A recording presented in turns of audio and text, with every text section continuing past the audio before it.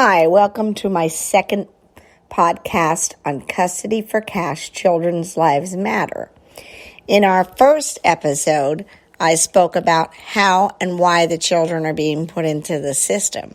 This episode is going to be about how to protect yourself if children and youth show up on your door. The very first thing that I want people to do if children and youth knock on your door, even if they have a police officer with them, they should have a summons or a warrant. And at the bottom hand right corner, it should be signed by a judge or a master. If that is the case, then you will have to give your children to them.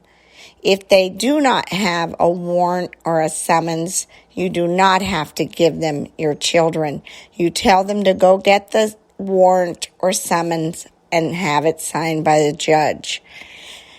If they do that, then you are going to give them your children, but the law says that they have to have a hearing within 48 hours from the moment they took your children out of your house.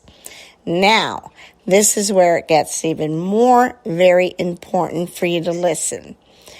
At that hearing, children and youth are supposed to offer you a reasonable effort.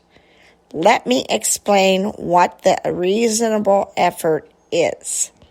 The reasonable effort is where children and youth are supposed to offer you any kind of help that they can to keep your children with you.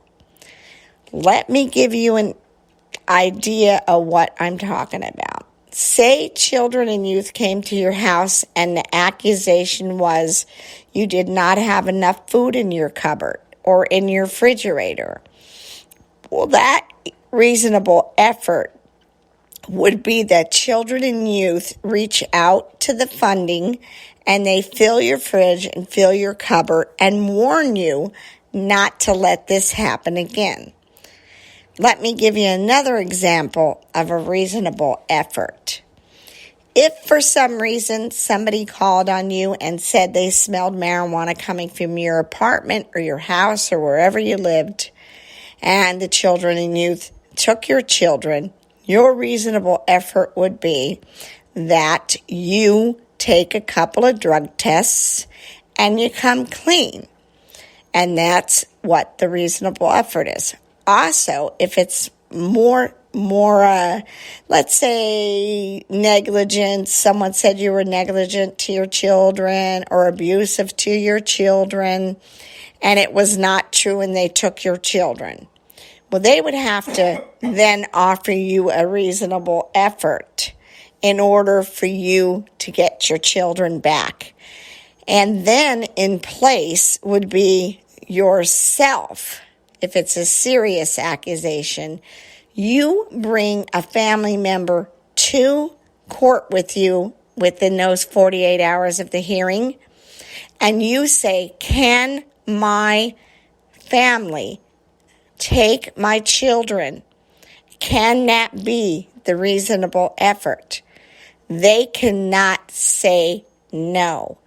But what is happening is children and youth are not offering people reasonable efforts to keep their children with them or with family members.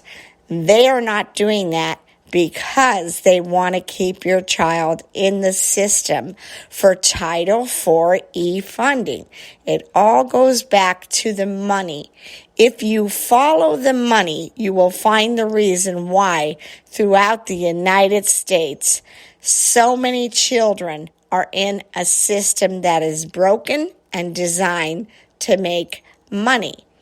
So I am sharing all this with you people so that you could be better prepared in what to do if children and youth show up at your door. In my next episode, I will be sharing so much more with you to help you throughout the battle that Children and Youth has made all of the United States aware of and is happening to every child and every family out there.